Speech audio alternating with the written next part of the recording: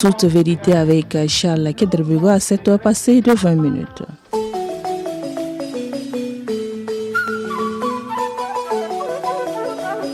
En toute vérité, un grand entretien de Radio Burkina avec un invité spécial tous les samedis et rediffusé les dimanches. Entretien réalisé par Charles Kendrebeogo.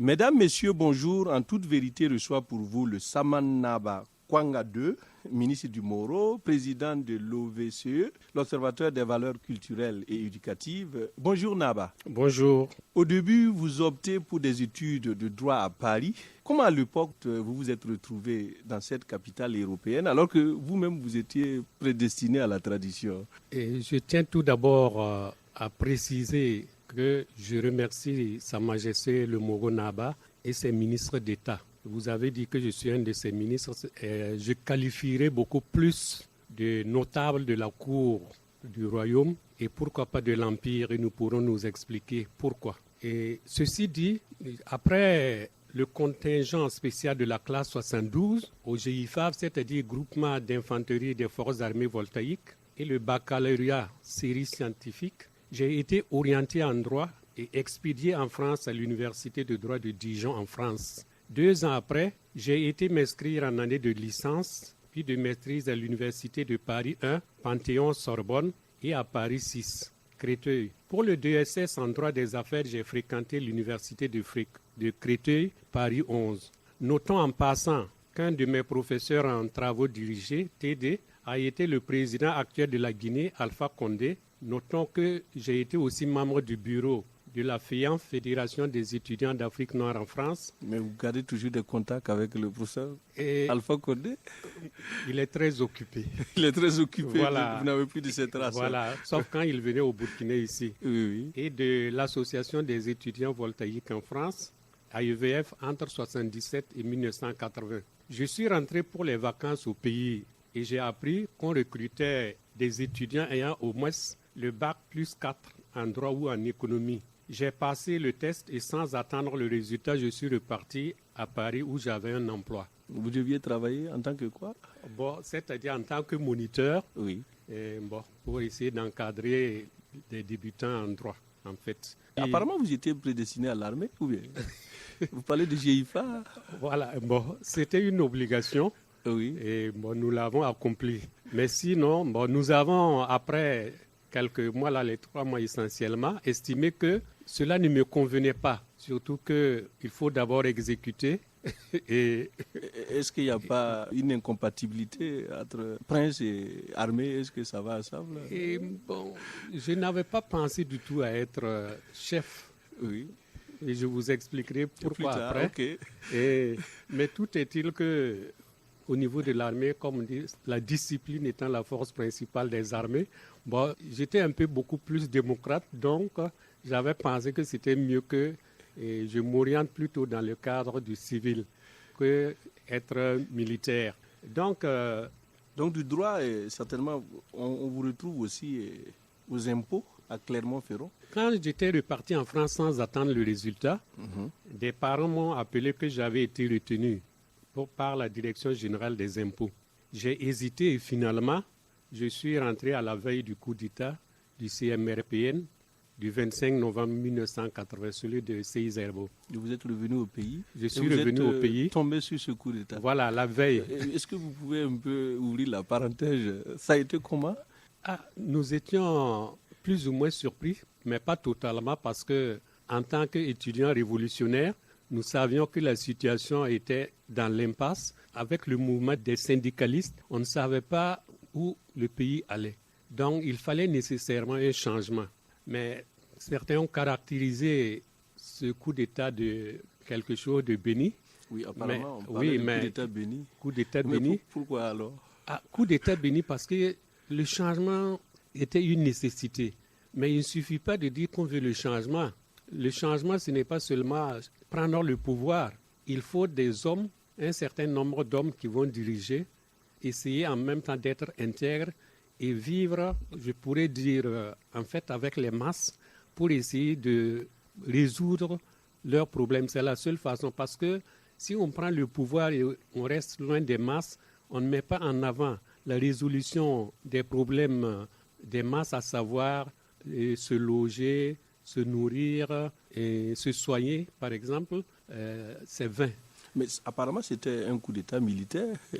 En quoi cela pouvait profiter à... C'était une affaire militaire entre eux. Oui, c'était des militaires, effectivement, des officiers.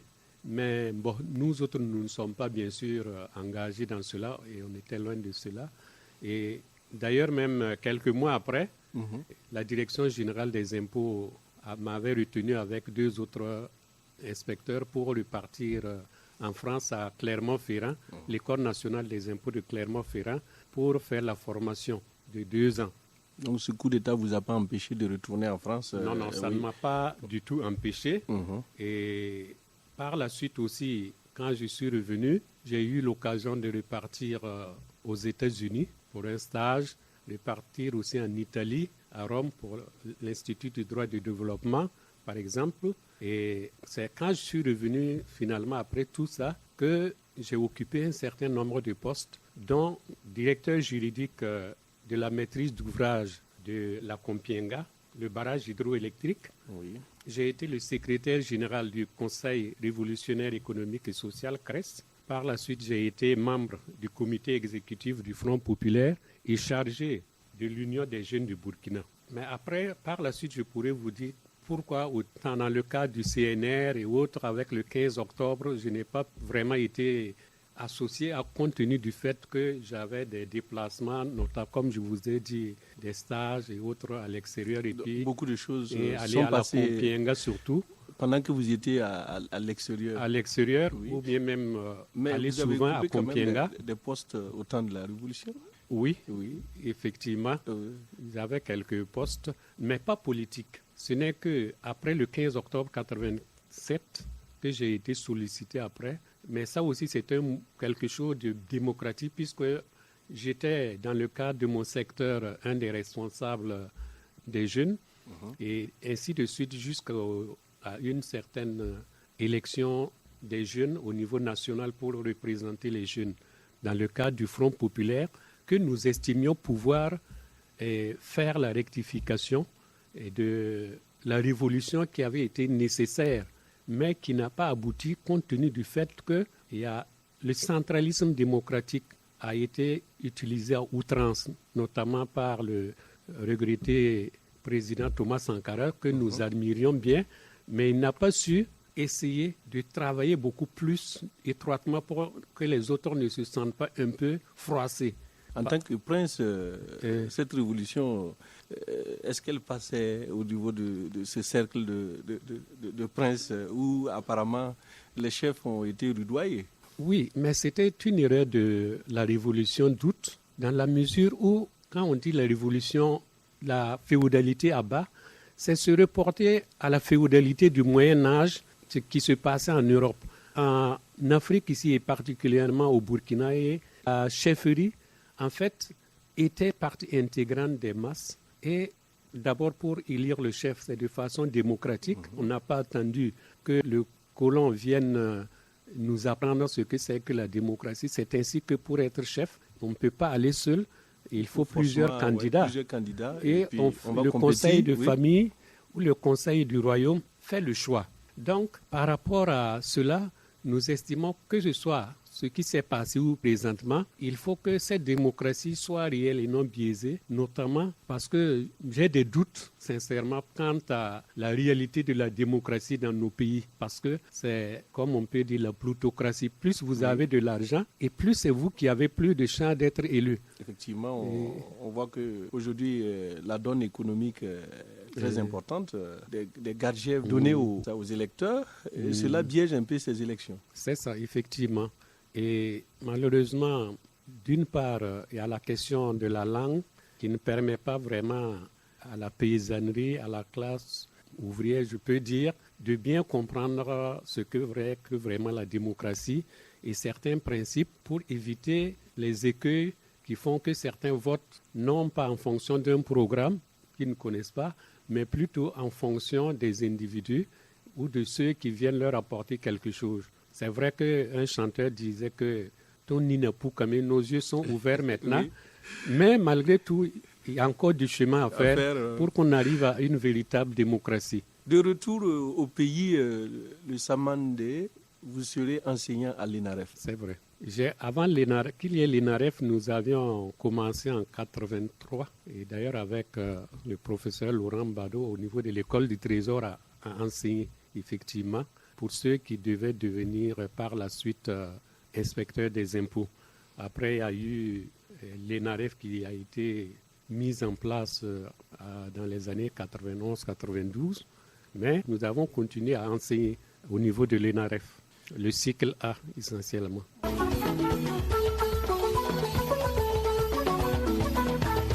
En 2006, les choses vont s'accélérer pour vous. Vous perdez votre père et le choix de le remplacer est tombé sur vous. Comment les choses se sont passées? J'ai toujours été intéressé en tant que révolutionnaire d'être proche de la grande famille. C'est ainsi que j'avais même fondé en 1992 une association Naman Robzanga, c'est-à-dire qui puisse arranger tout le monde, comme on le dit en Moré, pour essayer de mener un certain nombre d'activités au profit de la grande famille et au profit d'une partie de la famille qui est à Saponé, construire des écoles, planter des arbres, etc. Donc, de ce fait, nous avons été sollicités par la grande famille pour être candidats de la famille. Il semble que vous n'étiez pas seul, il y avait 4 prétendants. Oui, effectivement, il y avait 4, nous étions 4 et je crois aussi que comme le choix de la famille était essentiellement sur moi et j'ai accepté, sinon au départ je ne voulais pas, mais je me suis dit je pouvais apporter quelque chose. Vous ne vouliez pas être désigné chef? Quelles étaient vos raisons? Non, les raisons étaient que il y avait beaucoup de travail à faire et je ne sais pas si j'allais être comblé. Mais par la suite, j'ai vu que c'était une occasion de vivre, comme on dit, avec les masses. Vos études, vous êtes allé peut-être à l'école du Blanc ou c'est autre chose?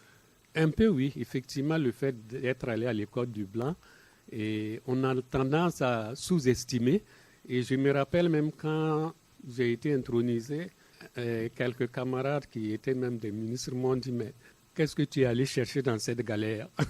Vous voyez, je leur ai répondu, vous-même, dans le cadre de l'AEVF et autres, vous disiez qu'il faut vivre et vaincre avec les masses. Il faut aller dans le cadre de être humble et vivre avec cela pour essayer de comprendre ses parents et voir quel peut être notre apport pour faire avancer le pays. Aujourd'hui, vous ne vous êtes pas trompé. Je remercie Dieu et les parents qui m'ont conseillé. Et remercie aussi le Kamson Naba, le Moro Naba, essentiellement, qui m'a retenu pour pouvoir jouer un certain nombre de rôles. Kwanga 2. Pourquoi Kwanga 2? Que signifie ce nom? Et Kwanga, ça veut dire le rognier. Oui. Et ça provient de la devise en Moré qui veut dire que quand un handicapé arrive à monter sur un rognier, il doit remercier ceux qui l'aident à monter. Effectivement, c'est pour remercier la famille qui m'ont conseillé de jouer ce rôle. Kwanga 2 parce que dans les années 1800 et quelques, il y a eu le Kwanga premier, dans la mesure où c'est donc un ancêtre. Parmi les chefs de Samandin, de Samannaba, le premier a été intronisé en 1789, parce qu'avant c'était une autre famille qui jouait ce rôle, qui occupait ce rôle de Samannaba. Donc voici pourquoi j'ai opté pour Naba Kwanga. Et 2, parce que je ne suis pas le premier. Mais quel est le rôle du Samandé réellement? Le rôle du Samannaba, c'est assez complexe. Je ne peux pas tout dire. Oui, on va aller à l'essentiel. Oui. Mais on peut dire essentiellement, c'est à 3 niveaux. C'est au niveau donc du Palais Royal, ensuite au niveau du Kamson Naba et au niveau du quartier Samandin avec les villages qui dépendent du quartier Samandin. Parce que avant, le chef de Samandin s'occupait des villages qui allaient pratiquement jusqu'à Kombisri. Tout d'abord, au niveau du palais royal, généralement, on dit, est-ce que c'est l'œuf ou c'est la poule qui précède? L'énigme est toujours là. Voilà, l'énigme est toujours là, mais je dirais, par exemple, au niveau du palais royal, je peux dire que si le Moro Naba décède, nous sommes tous de passage sur terre, il est chargé de désigner l'endroit où il doit être enterré, en présence du Moustansoba, qui est le chef d'état-major, et aussi en présence du Lagda, c'est-à-dire le fossoyeur, chargé de veiller à la mise en bière puis de l'enterrement. Deuxième rôle, il est le logeur, c'est-à-dire chargé d'héberger le Moro Naba une fois qu'il est intronisé au niveau du Saman Nabila. Et après le vote du Conseil du Royaume, il vient et il doit rester 1 mois pour des rites avant d'aller au palais royal. Le troisième point, je peux dire que le Saman Naba, il est le Zaksob du palais. Et pour cela, on lui épargne de faire le tour chez les principaux ministres du Moro Naba pour les salutations. Vous savez, quand un chef est intronisé, il doit aller saluer le Widi Naba. Généralement, il faut amener un mouton, des poulets, ensuite le Bonga Naba, le Larle Naba, le Baloum Naba, le Kamson Naba. Donc, voilà, à ce niveau, nous faisons un certain nombre de tâches au niveau de la cour, à savoir m'occuper de l'hôtel où sont effectuées les offrandes. Nous sommes aussi chargés, c'est-à-dire offrandes aux ancêtres et à Dieu, quoi. Il en est de même d'autres lieux sacrés en dehors du palais royal. Et ensuite, après certains nombres de fêtes, nous, avec le Kamson Naba et d'autres, nous faisons quelques petites fêtes aussi au niveau du palais royal. Mais actuellement aussi, et le Moro Naba aussi peut envoyer le Saman Naba en mission, c'est-à-dire il y a des tâches. Et vous savez que chaque matin, c'est comme un conseil de ministres, nous devons aller et le voir dès 7h30 et ensemble, ils voient maintenant quelles sont les tâches ou des missions à confier à tel ou un tel. Deuxièmement, au niveau du Kamson Naba, charge créée dans les années 1730 par le Moro Naba Warga. Mais avant 1950, c'est un eunuque qui avait cette charge, c'est-à-dire surveiller, s'occuper des reines. Jusqu'à nos jours, une reine ne doit pas accoucher au palais royal, mais plutôt dans la cour du Kamson Naba, qui est une extension de la cour du Moro Naba. C'est ainsi, par exemple, pour cela que sous la responsabilité du Kamson Naba, par exemple, nous faisons certaines choses parce que généralement, quand le Kamson Naba, c'était toujours un étranger qu'il venait, le Saman Naba s'occupait de lui. Et lui, il s'occupait donc des reines, en fait. Mais après 1960, les situations ont changé parce que après la Deuxième Guerre mondiale, il n'était plus question de casserer il n'y avait plus d'eunuque. Oui. Donc, il est normal et on lui a confié autre charge maintenant. Et par exemple, le Moro Naba estime qu'il faut que le Saman Naba, c'est quelqu'un de la cour, on l'intronise plutôt là-bas, au lieu que ce soit au niveau de la grande cour. Le Moro Naba lui-même ne se lève pas pour aller, comme on dit, Kogando, pour désigner un tel. Mais c'est lui, avec le conseil essentiellement, qui pense qu'il faut désigner tel et tel candidat. C'est pareil à mon niveau également, au niveau du Saman Naba.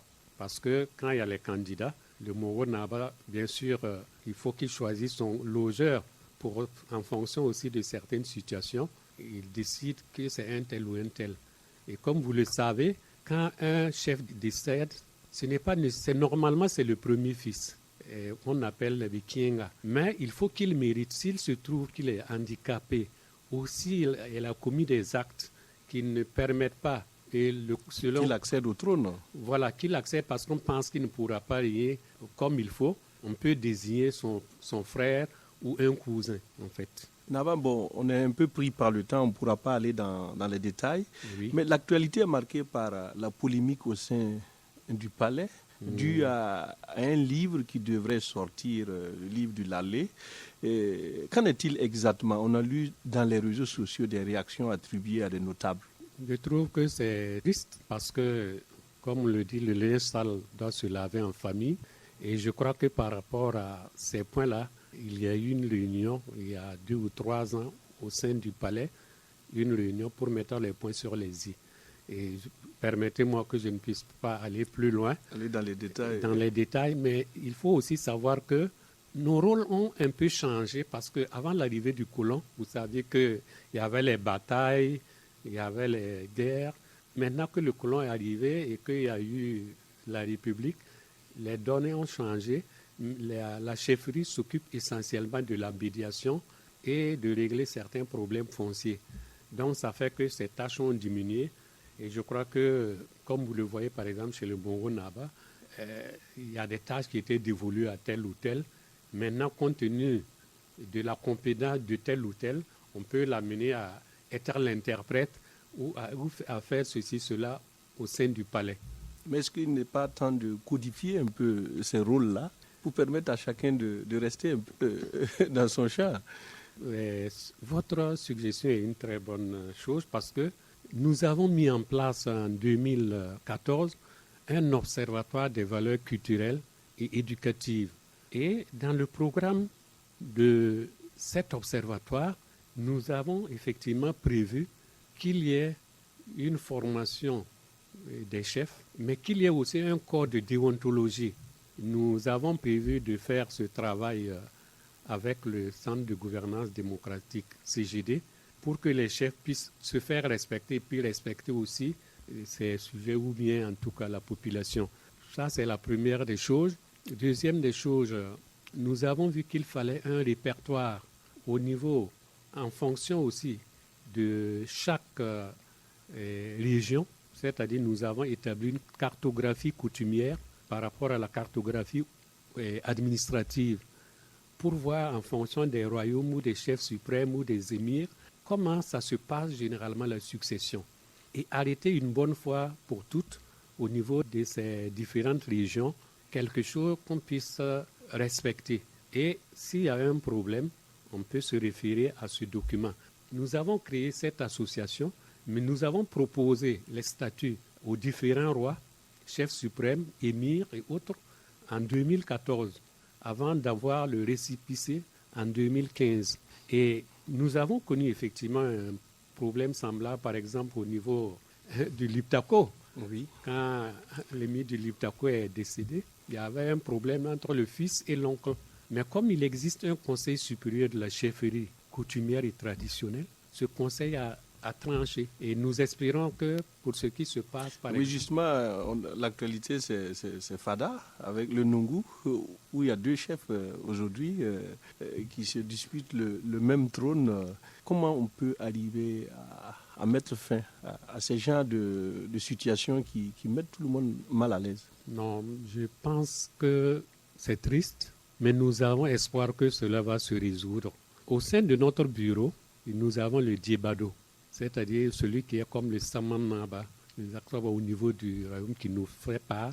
Mais nous ne nous contentons pas de ce que lui nous dit, mais nous savons que c'est quelqu'un d'intègre, objectif, et nous pensons qu'il travaillera à donner plus dans le cadre de la conciliation, parce que rien ne sert de se diviser, alors que c'est pour servir la population. On va revenir un peu sous la Révolution. La chefferie a été rudoyée, du coup, si je peux m'exprimer ainsi. Cela avait quand même amené un certain nombre de gens à se retirer de la politique. Mais on voit que depuis le retour à la démocratie, les chefs traditionnels reviennent en politique, occupent des postes de députés, d'autres des maires. Et la question divise la population. C'est une mauvaise compréhension, effectivement, du rôle du chef ou du roi. Parce qu'avant la colonisation, c'est la chefferie qui gérait le pouvoir, à savoir l'exécutif, le législatif et le judiciaire.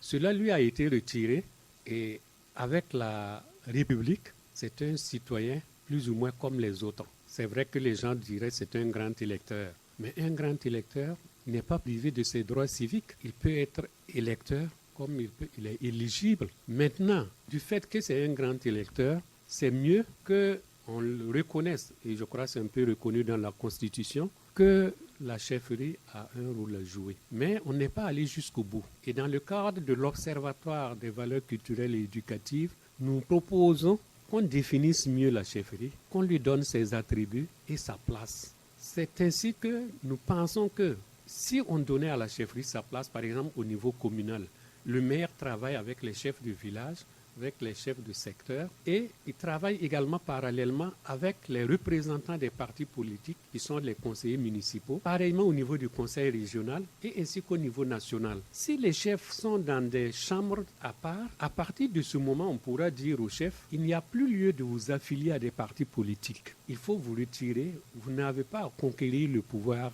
aider des partis à conquérir le pouvoir d'État, vous n'avez plus à être partisan. Restez dans votre cadre pour donner les conseils, vos points de vue qui seront généralement beaucoup plus objectifs et moins partisans, moins passionnés pour permettre une meilleure stabilité et la paix au niveau du Burkina. Et nous estimons qu'à partir de ce moment, il sera interdit, même s'il faut une période transitoire, interdire au chef donc de s'affilier à des partis politiques. Parce que quand on est dans un parti politique, le chef ne s'exprime pas en tant que chef. Il obéit aux ordres peut-être du patron du parti. Et si c'est un peu plus démocratique des dirigeants du parti, et souvent il n'a pas vraiment voix au chapitre.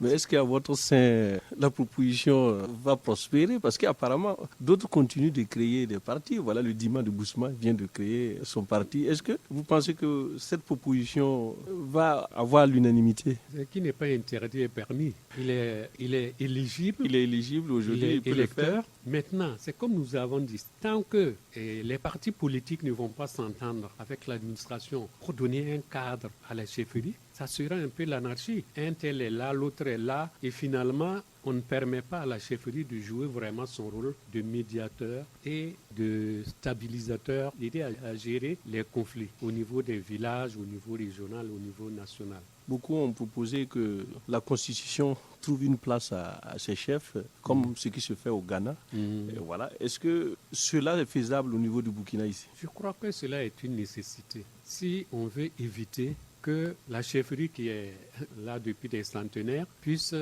jouer son rôle. On a essayé de l'abolir, on n'a pas pu. Donc il faut faire avec, dans la mesure où si on arrive à ce qu'il y ait un corps de déontologie, les chefs aient des comportements respectables et généralement ils ont un certain âge, ils sont enclins plutôt effectivement à avoir de l'honneur, à être prêts à mourir pour éviter les déshonneurs. Donc à être objectif et à être juste, à être intègre. On va revenir sur l'organisation, l'observatoire que vous avez mis en place et vous comptez organiser un forum et vous proposez un certain nombre de choses pour améliorer la vie des chefs. Vous avez abordé quelques points et ce forum n'a pas pu se tenir pour le moment. Concrètement, sur le terrain, qu'est-ce que vous comptez faire? On va revenir un peu sur ces points pour clarifier, pour que l'auditeur puisse comprendre. Ce qui nous a amené essentiellement à mettre en place l'OVCE, c'est un certain nombre de chefs. Et l'OVCE, l'Observatoire des valeurs culturelles et éducatives, est implanté dans les 13 régions à partir des pensées ci-après, à savoir, ce qui m'effraie, ce n'est pas l'oppression des méchants, c'est l'indifférence des bons. Martin Luther King. Deuxième pensée, pour aller vite, il faut aller seul, mais pour aller loin, il faut aller ensemble. Et enfin, selon Rosa Parks, vous ne devez jamais avoir peur de ce que vous faites, quand ce que vous faites est juste. À partir de ces quelques éléments, nous pensons que nous avons un devoir de faire quelque chose. Et cela, nous avons parcouru les 13 régions à peu près, faire des mini-forums dans quelques régions. Et nous devions tenir au mois de mai un forum national. Nous avions soumis le dossier pour des financements à la présidence et puis au CGD, etc. Mais avec ce qui est arrivé, la pandémie de la Covid-19, mais c'est à reporter parce que ce forum est nécessaire, à savoir qu'il y ait des représentants, ne serait-ce que par commune, d'un chef ou de deux chefs par commune, urbaine ou rurale, qui puissent se retrouver et réfléchir sur tout justement le code, adopter le code de déontologie que nous préparons en collaboration avec le CGD, le guide de succession et les termes qu'il faut au niveau de la Constitution, les prénoms usuels pour mettre dans un répertoire pour que les gens n'aient plus peur, n'aient plus honte de pouvoir nommer, de donner des prénoms locaux au lieu de donner des prénoms étrangers. C'est un retour à la racine. Voilà, vous la pensez racine. qu'on n'est plus prêt à donner des noms du terroir à nos enfants? À nos enfants, alors qu'on devrait donner plus maintenant en fonction de sa religion importer, ajouter ces prénoms, que ce soit arabe, français, américain ou autre. Donc voici un certain nombre de points sur lesquels le forum devait ou devra mettre l'accent, c'est-à-dire travailler, faire ressortir à partir des termes de référence ces répertoires et codes. C'est un travail titanesque, un guide succession dans la chefferie traditionnelle. On vient de plusieurs origines. Comment pourrait-on trouver l'unanimité autour de... il y a des endroits où ça se fait de père en fils. D'autre côté, on parle de famille princière. Comment vous comptez mettre tout ça? C'est pourquoi nous avons dit que nous avons fait une cartographie coutumière. Ça ne serait pas unanime? Non, il faut que ce soit en fonction des royaumes ou des chefferies, si c'est disons les patriarcats ou bien les émirs, voir comment ça se passe, pourvu qu'on respecte les traditions dans les régions. C'est ainsi que quand nous avons tenu le mini-forum à Bobo, les différents qui sont venus des différentes communes, on leur a posé la question, ils ont essayé de faire des propositions, dire voilà comment ça se passe chez eux. Maintenant, ça s'est passé à Bobo, à Kaya, à Wayouya. Bon, ils doivent préparer tout justement ce qui se passe chez eux et venir dire ce qui se passe pour qu'on puisse consigner. On ne dit pas qu'on va leur imposer quelque chose, mais peut-être au regard de ce qui se passe dans d'autres contrées, régions, si eux, au niveau de leur région ou de leur royaume, ils pensent qu'il y a lieu de codifier quelque chose, ils le feront. Et il y aura un rapprochement des coutumes, des traditions. Et parce que les traditions, c'est vrai que pour que ce soit une tradition, il faut quelque chose que la population accepte et qui dure pendant un certain temps. Ce n'est pas changer quelque chose aujourd'hui. Parce que beaucoup pensent plus à l'oralité. Ils ne voudraient pas qu'on force tout le monde à aller vers l'écrit. Est-ce que cela ne va pas aussi dénaturer la nature de nos traditions? Non, ça ne va pas dénaturer dans la mesure où c'est parce qu'il n'y avait pas ces connaissances, cette possibilité d'écrire, que c'était surtout oral. Nous avons vu comment ça s'est passé en Europe, avant Gutenberg, tout ça. C'est par la suite, quand il y a eu l'écriture, qu'on a essayé de tout écrire. Si on prend l'Angleterre, la Constitution n'est pas écrite. Ce sont les lois qui sont là, mais peut-être un jour, ils vont estimer nécessaire d'écrire la Constitution. Si on prend le royaume du Maroc, de Belgique, du Danemark, etc., ils ont avancé parce que ça évite les interprétations parfois restrictives ou, disons, trop larges. Et à ce niveau, même avec la Constitution actuelle, vous avez vu, par exemple, avec l'article 37, comment est l'interprétation. Et au niveau des juges aussi, il y a la jurisprudence. Et on ne pourra jamais finir avec ça, mais au moins ça va diminuer les problèmes d'interprétation et les problèmes des droits et des devoirs. Naba, une dernière question avant de vous laisser passer, puisque nous sommes pris par le temps. Oui. Comment le politique accueille toutes ces propositions? Eux qui ont toujours eu les chefs à côté et qui ont bénéficié un peu de l'aura de certains chefs dans les campagnes électorales. Est-ce que vos propositions vont passer auprès de ces politiciens? Bon, je ne vais pas vous cacher. Oui. En 2014, quand nous avons élaboré ces statuts et règlements intérieurs, nous sommes allés voir presque pratiquement les principaux responsables des partis politiques et leur donner des copies.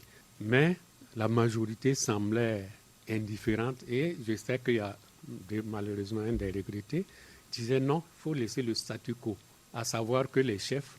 La situation profite aux partis politiques. Bon, donc je ne sais pas, ça dépend de parti au parti politique effectivement. Alors qu'on sait que la roue tourne. Donc je crois que tout le monde a intérêt dans l'intérêt du pays à ce qu'il y ait une reconnaissance de la chefferie, lui mieux définir la chefferie, lui donner des attributions et également donner une place sur l'échiquier national. Ça sera tout pour aujourd'hui et nous allons dire merci au Saman-Naba Kwanga 2. Merci d'être venu dans nos studios. Je vous remercie.